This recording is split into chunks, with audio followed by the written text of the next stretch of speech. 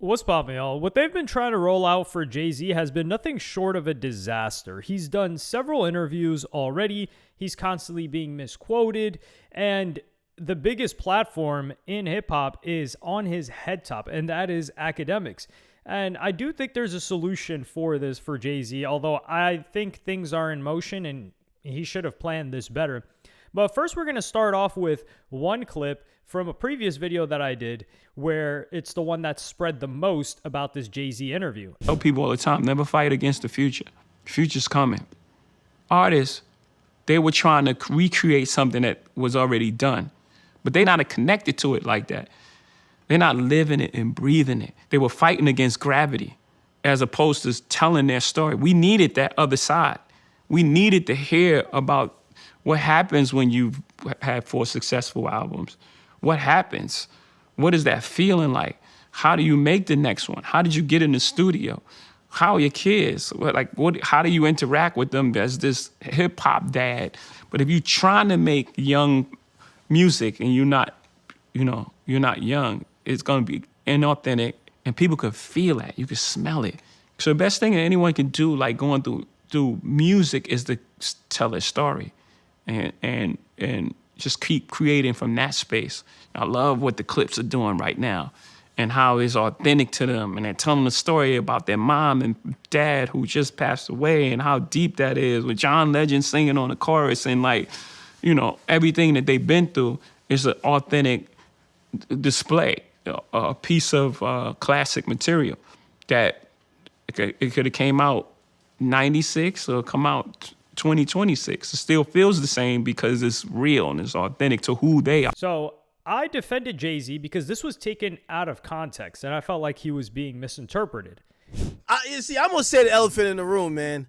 This is hating Jay-Z once again. He talking to Drake, man. You know Drake turning 40 this year. He trying to like, he one of them type of gonna give you the bad advice that hopefully you follow, and then when you get unsuccessful, you be like, well, at least you tried. At least when people be like, well, at least you did it the right way. Man, if you don't get the out of here, Jay-Z had a whole career. That nigga said 30's a new 20 when he became 30. The nigga said, I'm young forever. And now that he's 70, he's trying to tell other nah, y'all gotta make music like y'all old now, man. Nah, don't do what I was doing, saying 30 the new 20.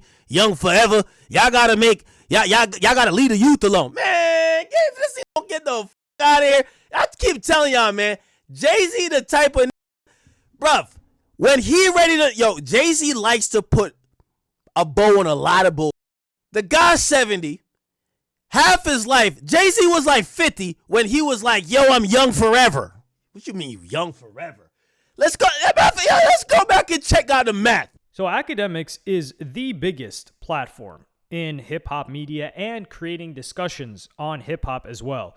And he is not a fan of how Jay-Z has been using his power recently. I will say he is 100% objective with his opinions on Jay-Z's music. He is a fan of Jay-Z's music, but when his company, Roc Nation, has been doing underhanded tactics to his company, to people that work for him, to people that he is close with, his interaction with Megan Thee Stallion and how he was brought into a lawsuit. Of course, he doesn't want to see Jay-Z come into the game or try to come back into the game and succeed and thrive and just, pretty much get glazed by everybody else. So you're already, as Jay-Z, fighting against a strong narrative from academics who is out there to not destroy you, but he's going to make sure that you are not seen in a positive light. And you should know that going into this. And to be honest, it's deserved. If I was academics and I had to go through everything that Jay-Z's company subjected me to, then I'd probably feel the same way. But me personally, I don't have any issue with Jay-Z. And frankly, I have a lot of respect for Jay-Z and I don't want to see him misrepresented. So at one of the narratives that academics has been putting out, and I believe this is his real opinion, is that Jay-Z isn't the standard in hip-hop. Jay-Z's 60. We don't expect him to be a fashion icon. I don't think culturally, and this is where I think Jay-Z supporters, they're trying to rewrite the narrative this year. I don't think culturally anyone below the age of 30 looks at Jay-Z remotely close to how people look at him over the age of like 40. They just look at him as he was a good rapper. That's it. This idea of him being a GOAT, I don't think younger folks look at him like that. I think it's kind of like the conversation, except I don't believe that Jay ever really got immortalized like how Michael Jordan got immortalized as number one, right? For example, there's still people that are going to be like, nah, I was there when Kobe did this. Kobe's the greatest, right? And then you have the Kobe versus Mike debate. Then some people are going to be like, nah, man, it was, they're going to throw the LeBron in there. I don't think anybody feels Jay-Z is the bar. Sorry, this is Diet Coke I drank. I don't think nobody feels Jay-Z is the bar that you compare every other rapper to. That's the difference between him and people wanting to make him Michael Jordan of rap. So I disagreed with this a bit because we got to look at it from a domestic point of view and also a global point of view. And I would quote tweet this and say, and I would also go on a tirade about Jay-Z, kind of like not a Jay-Z Glaze session, but it sounds like that because the sentiment around Jay-Z and his affiliates and his company is not good. Like whoever's working for him right now, you got to realize the sentiment by the average person, including me, is not good. We don't look upon him or his company favorably like maybe 10 years ago. Now, the industry is misleading them because the industry looks at him favorably. They're willing to defend him. They have had good relationships with him, and he has developed good relationships. But now the power is in the public's hands. Anyway, I would tweet, globally speaking, all of these rappers come before Jay-Z for what he's talking about. And I say Tupac, Dre, Eminem, 50 Cent, Snoop Dogg, Notorious B.I.G. And the reason why I say this is because when rap music or rappers travel globally, most of these people's primary language, was not English.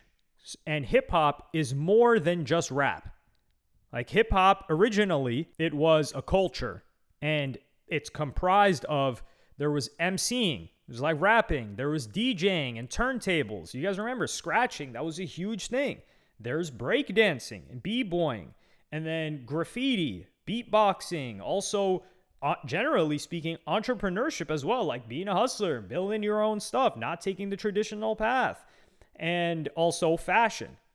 So these other elements is what drives globally. So you see like West Coast influence style. You see like Wu-Tang Clan, like that type of clothing.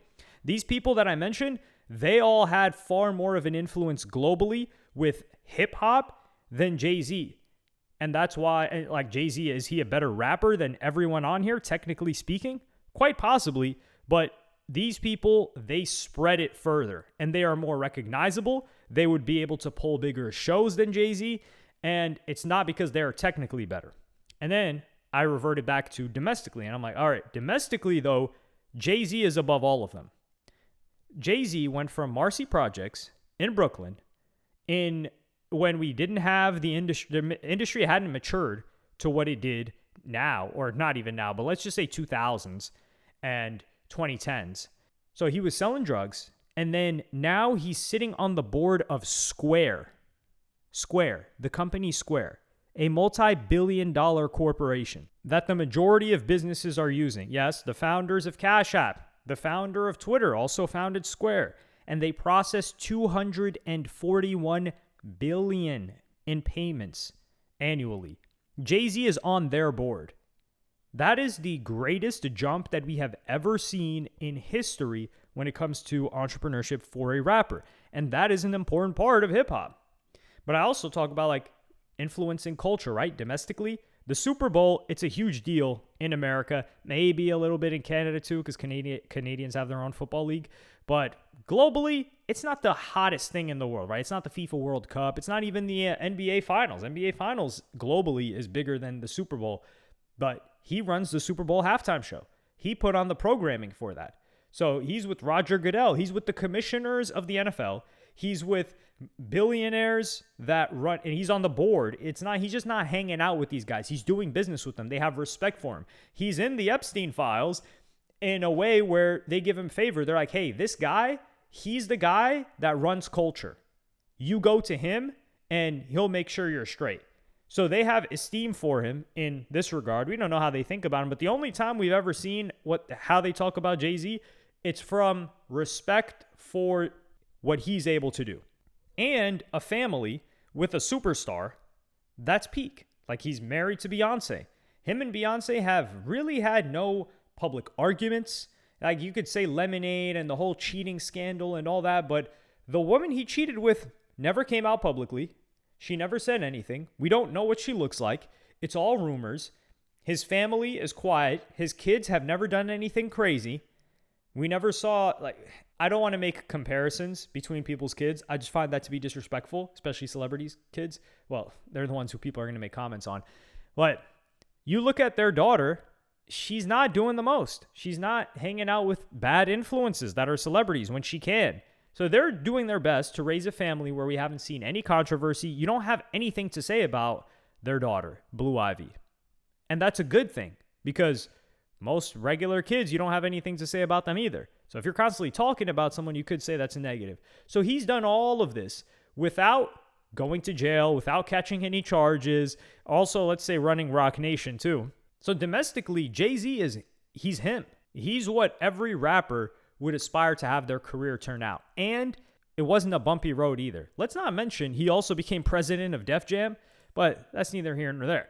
So then Academics goes on to say and compare Jay-Z to like these people like Drake and people that are running the game. Mike was never number 2.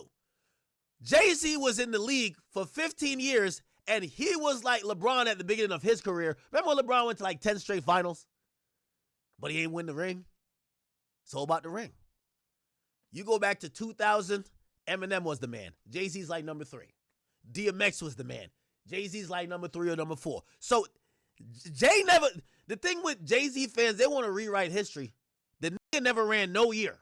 Remember I told you Drake ran the last like 13 years and Kendrick might have took 2 years out of it. I've given Kendrick 2024 and I've given Kendrick 2024 and 2017.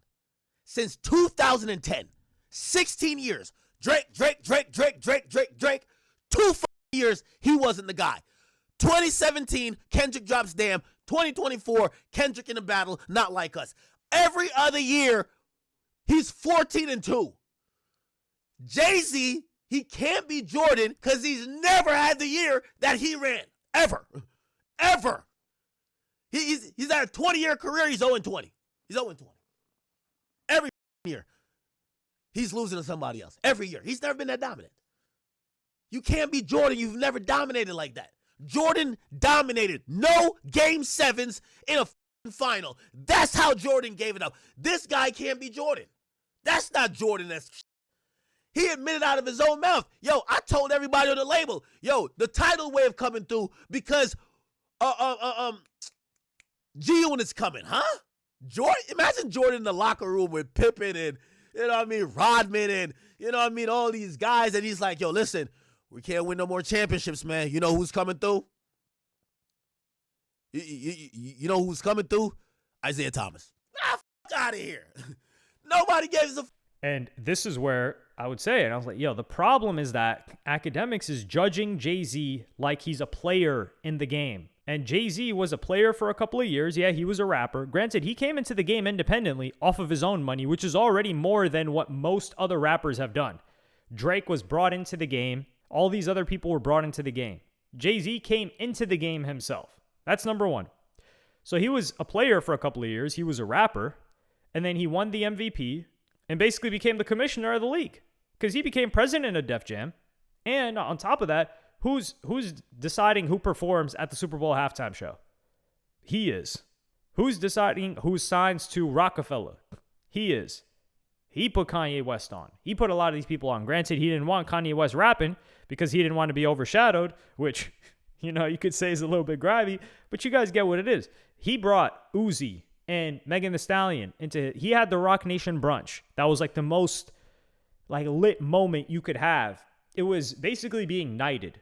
If you were invited to the Rock Nation brunch, it was like you were being knighted by the royal family of hip hop until a bunch of controversies happened surrounding different events and things like that. And he said, all right, shut this whole thing down. We're not going under either, which just goes to show he's able to make these moves ahead of time and anticipate. And I said, yeah, he's not playing in the game. He's directing it. He has exited out of being a player, which is very impressive. And Michael Jordan is an example. And now some people say, well, when was Jay-Z actually the MVP? What year was he number one? Musically, as a rapper, I'll agree with you. I can't say that there's a specific year, to be fair. And I've said this in the past. I was like, yo, it was DMX for a while, and then it kind of transitioned into Wayne. For people, even if you grew up in the Northeast and you were a young kid, yeah, Jay was probably never number one for you. Some would say Nas, I don't really know. But I would say MVP is when he became president of Def Jam. And then he becomes like the first rapper to do something like this. And let's not even talk about Tidal, right? Him being able to round up all of those artists to buy into Tidal. Do you think any other rapper would have been able to do that? No. And what did Jordan do? Yeah, Jordan, he was one of the first players to become an owner of the Charlotte Hornets. The Jordan brand has traveled globally. So globally speaking, yeah, Jay-Z is not a Jordan. You could maybe say that's like a Ye.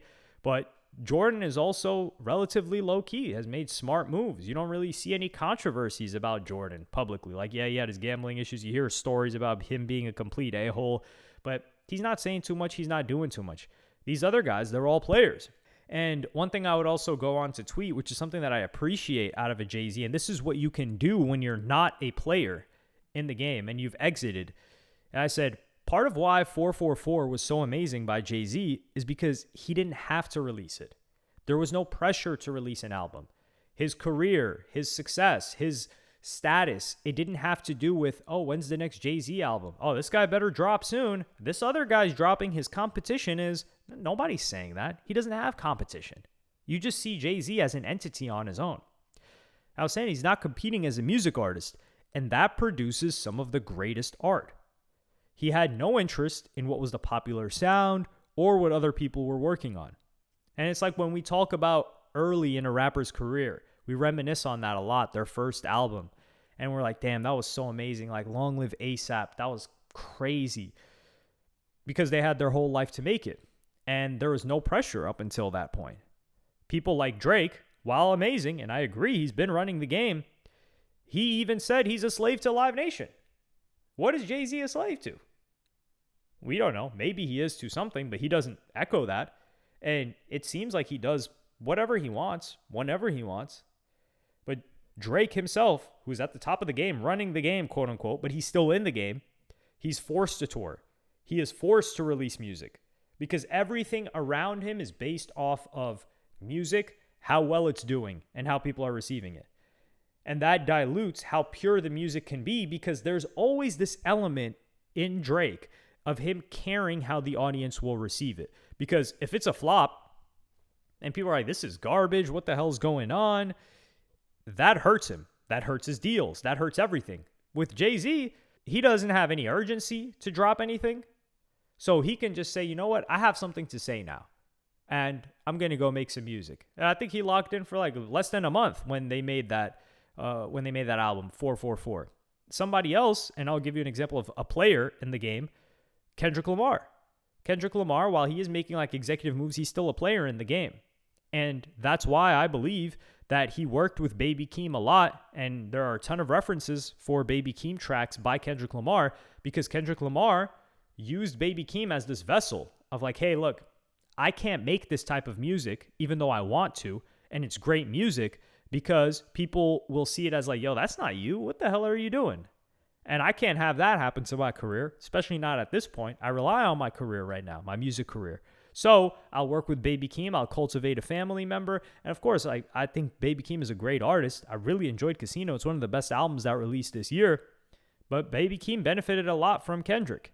And Kendrick writing or giving him reference tracks or teaching him. So he's kind of like this vessel that no longer, but at one point was a vessel for Kendrick Lamar's creativity because Kendrick Lamar had pressure and fear, justifiably so, to meet the demands of fans and things like that. So circling back to why I think this Jay-Z thing is a disaster. Jay-Z is doing this rollout as if it's 2017. And that was what you did back then. Like, remember when Drake was rolling out his album, he did that Rap Radar interview, and that just became like everybody, that was the topic of conversation, that Rap Radar interview. We got to hear what he has to say. Everybody's analyzing it, watching it over, all of that. With the recent Jay-Z interviews, it hasn't been that. Like, everything didn't stop to interpret what Jay-Z said and to break down the whole interview. And he's doing the same model, but things have changed.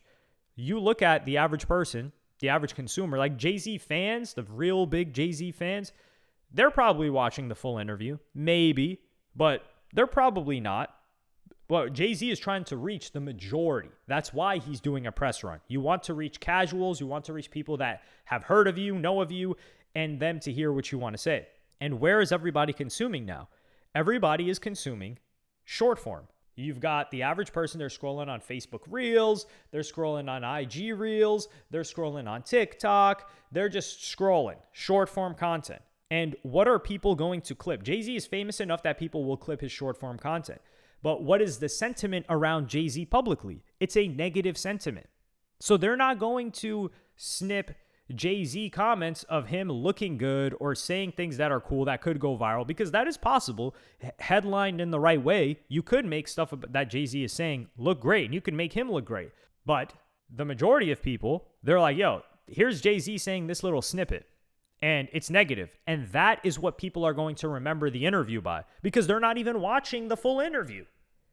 And what his team should have done is they needed a modern strategy, which is they themselves need to have a narrative that they want to be received by the general public, and then they need to invest in clippers to seed that narrative. And then they pay them based off of performance.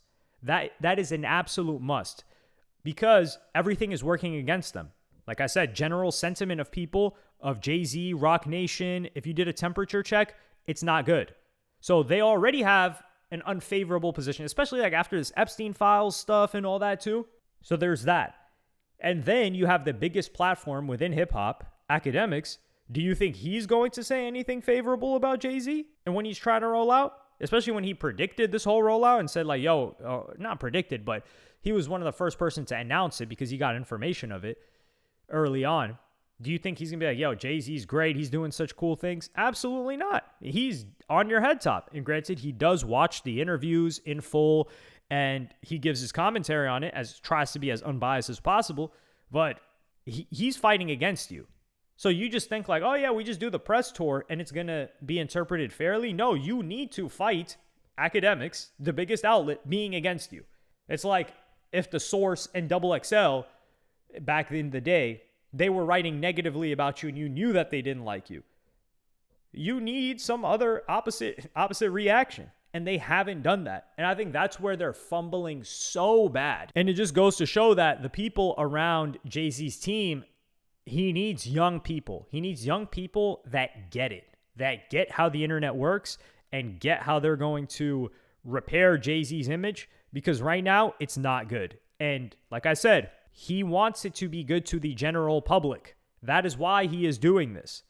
And it's not working. And part of the reason for that, and the general public has this opinion for a valid reason, they've been moving shiesty. Whenever there have been negative comments of a clip of a Jay-Z interview, what will they do? They'll take down that post. So they'll abuse things like DMCA, his partner in Rock Nation, when she was going through something with her family member. And people were reporting on that. They try to use bully tactics like DMCAing, taking that stuff down. And these tactics people are seeing in public. The public is seeing this and they're like, yo, screw you. You're trying to bully people. You are this corporation that's bullying people. So we already don't like you. And it's justified for them not to like you. But even though I do think that what they're doing is grimy, one thing I don't like is seeing somebody misrepresented. I just find, I don't like that.